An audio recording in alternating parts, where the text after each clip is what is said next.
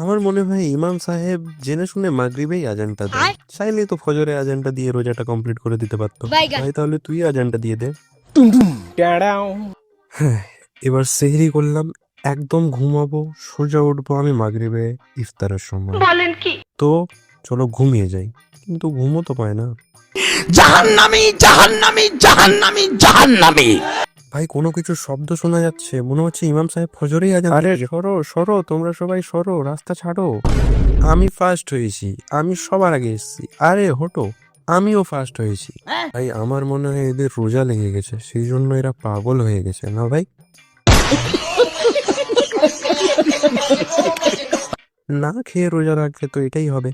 কে বললো আমি সেহরি করিনি? সেহরি করেনি কাকাসি, আমরা তো সবাই সেহরি করেছি। বারবার বলেছিলাম কাকাসিকে যে ভাই করে নে সেহরিটা, কিন্তু সে করলো না। এখন দেখো ওর অবস্থাটা।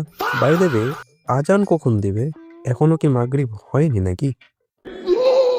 ইমাম সাহেবেরও বার্তা খবর নাই। আজান দে ও আজান দে ও আজান। বাট 1 নম্বরের বেয়াদব ছেলে, এক তো সেহরি করবে না, তার উপর এখন আজানের জন্য কাইমিজির। 1 hour later. আমি কি জান্নাতে চলে এসেছি? আই মিন কাকাশি, ওটার জন্য তো মরতে হয় তোমায়, তাই না?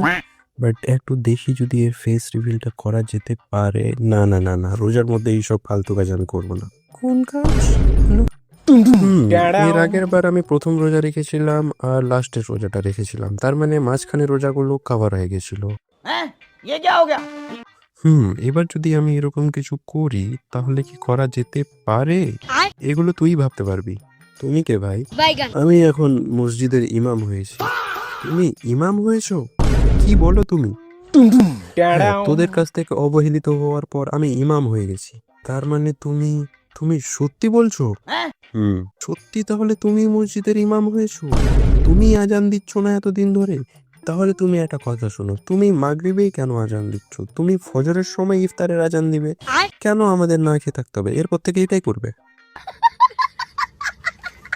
এত ধুলা কেন? কি খবর চাঙ্গু মাঙ্গু নারুটো?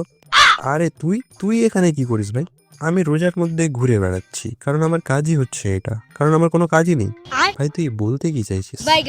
তো শোন, আমার একটা কথা আছে, এই রোজার মধ্যে আমরা একটা ছোট্ট ইফতার পার্টি করছি, তো তুই যদি ওই ইফতার পার্টি জয়েন করতে চাস তো অবশ্যই আমাকে জানাবি। ইফতার পার্টি? অবশ্যই অবশ্যই আমি জয়েন করবো, চাপের বিষয় নেই। ইফতার পার্টি না? বলেন কি? কেন ইমাম সাহেব আপনিও কি আসবেন? আমাকে না ডাকলে আমি আজানটা এশার পর করে দেবো। এরপর থেকে ঈশার নামাজের ওয়েট করতে হবে তোমাদের। ইমাম সাহেব বলেন কি? তো গাইজ ভিডিওটি কেমন লাগলো অবশ্যই কমেন্টের মধ্যে জানাবে। আর হ্যাঁ, ভিডিওটি লাইক শেয়ার অ্যান্ড অবশ্যই চ্যানেলটিকে সাবস্ক্রাইব করবে। আমরা 1500 সাবস্ক্রাইবার হিট করতে এসেছি গাইজ, তাড়াতাড়ি আমাদের 2K কমপ্লিট করতে হবে খুব তাড়াতাড়ি। আর হ্যাঁ, তোমরা যদি ভিডিওটির পার্ট 2 চাও তো তোমাদের এই ভিডিওতে 20 কমেন্টস অ্যান্ড 50 লাইকস তো কমপ্লিট করতেই হবে। তারপরে আমি নেক্সট পার্টটা খুব তাড়াতাড়ি তোমাদের মাঝখানে নিয়ে চলে আসবো। তো দেখা হবে তোমাদের সাথে নেক্সট ভিডিওতে। Until then take care and bye by.